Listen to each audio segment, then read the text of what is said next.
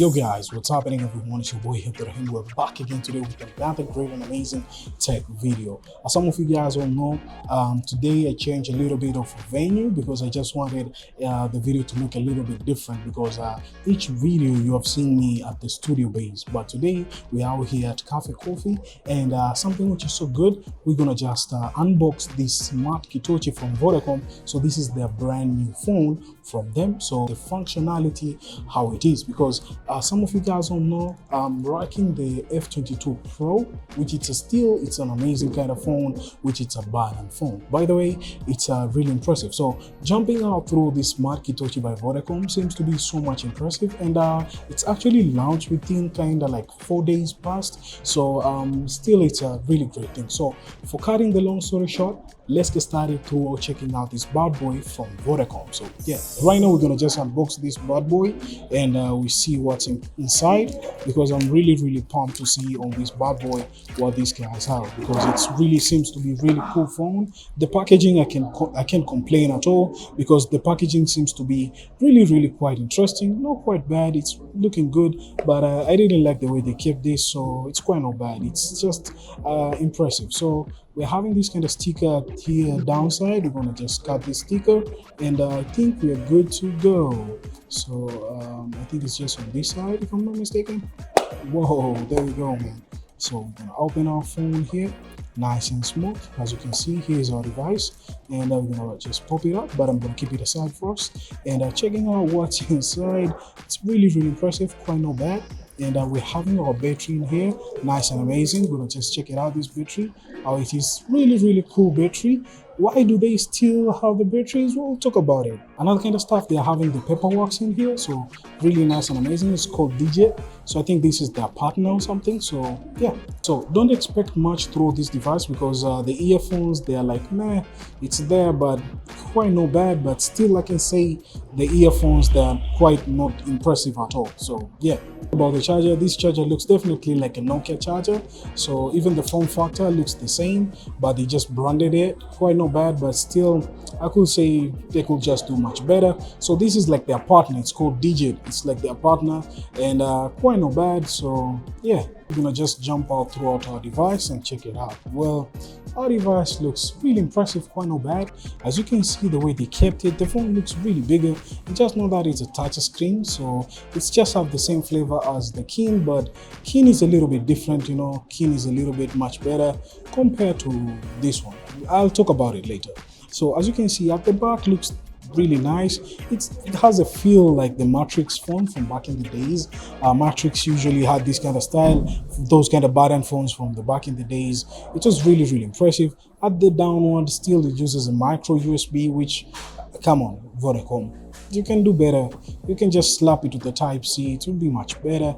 And another kind of stuff, yeah, that's the only it. And on the top you're having touch, so it has dual touch, and it's having even a jack port. So yeah, now we're inside the phone. As you can see, the only thing which I can say, it's slow, man. Like, it's a little bit slow, it's quite not fast. So as you can see here, it's a little bit like meh, quite not bad. But even the graphic side, don't expect much through this phone, but I like the way they kept it. It's quite not bad. This runs actually Android on top of it, so let's see which Android does it run, because I'm curious to know what type of version of Android, unless they just hide that kind of Android version. So let's go to system, and oh, they didn't keep it different, because I expected they'll just like toss in the Android version, but it seems like we're having the build number. That means you can just get the developers option. So another kind of stuff, quite not bad, impressive. This is the menu side. You can swipe throughout here to just view your apps as normal, and they just have even the Vodacom app integrated, my Vodacom. So this is the Vodacom app integrated inside the device, quite not bad for easy access. And another kind of, since we don't have a SIM card right now, and you're having WhatsApp, so it runs Android as normal, and it's really great. As you can see, it's really impressive, not bad. Even the touch, quite not bad, because if you slow down some stuff on the developers option, you can get much better performance in terms of transition. Now the phone looks really impressive, to be honest, can't complain on that, but the screen size and the graphical size is not that much enhanced. Like it's literally not that much enhanced, but it's quite not bad at all. You can navigate using the buttons too. You can go to the browser section. You see you're having that kind of older Android browser section, which is quite not bad to get you started. And I think you're having a Play Store in here. So I think there's a store. So let's find. Oh, no, there's actually no Play Store. There's App2it. It's called the App2it. You can use the App2it to download your apps, which is quite not bad. And it gives you all the apps you really need, and it's really impressive. Let me drop down the brightness somewhere here. So it's hard sometimes to drop it because I'm trying to drop it and it doesn't drop, man, because of the layout. You see, you have to push it in. So as you can see, that's App2it, and it has a variety of application in here, even TikTok Lite. So can't complain on that at all. I think we're gonna just continue using the device and explore more and share with you guys my thoughts about this device more on the user side, because even the camera, don't expect much.